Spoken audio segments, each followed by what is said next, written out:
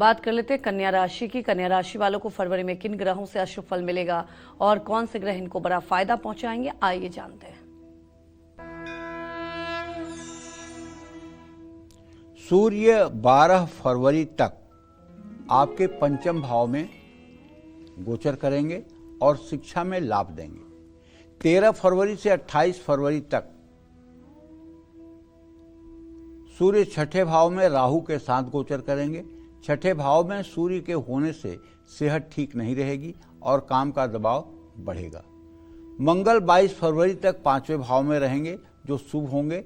23 फरवरी के बाद मंगल छठे भाव में राहु के साथ गोचर करेंगे तो 23 फरवरी के बाद मंगल आपको रोग और शत्रु से कष्ट दे सकते हैं। इस योग में ज़्यादा करके जो बीमारी होती है, जो मेरा अनुभव है, वो नज़र दोष की बीमारी होती है।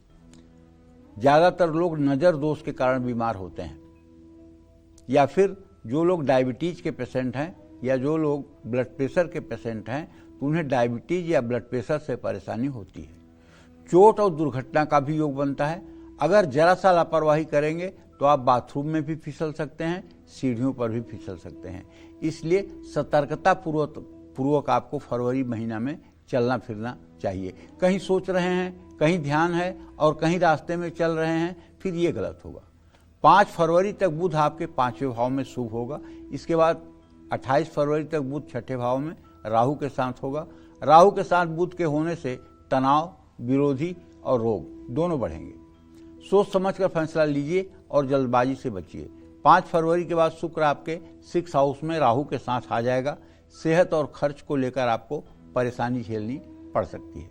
पूरे महीने शनि आपके 7वें भाव में गोचर करेंगे। एक तरफ जहां काम में लाभ मिलेगा तो वहीं दूसरी तरफ वैवाहिक जीवन में तनाव और साझेदारी में कलेश का सामना करना पड़ सकता है। इस समय धैर्य रखें और समझदारी से काम लें। बृहस्पति 28 फरवरी तक आपके 10वें भाव में बकरी अवस्था में गोचर करेंगे। एक तरफ काम में सफलता मिलेगी, निवेश से लाभ मिलेगा, तो दूसरी तरफ बकरी बृहस्पति जल्दबाजी में काम को नुकसान भी कराएंगे। राहु पूरे महीने छठे भाव में गोचर करेंगे। इस समय सेहत कमजोर रहेगी, फैसला लेने में गलती हो सकती है। केतु पूरे महीने आपके 12वें भाव में गोचर करेगा। सेहत और खर्च पर पूरा ध्यान देना होगा।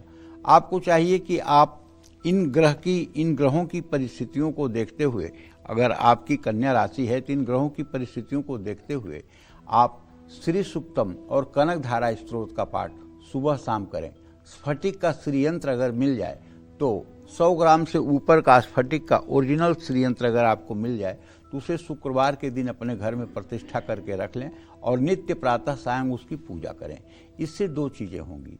पहली बात तो ये होगी कि आपकी आर्थिक स्थिति मजबूत होगी, और दूसरी बात, किसी भी क्षेत्र में यदि आपका कोई काम रुका हुआ है और भाग्य साथ नहीं दे रहा है तो स्फटिक के श्रीयंत्र की पूजा करने से आपकी वो भी मनोकामना साकार होगी।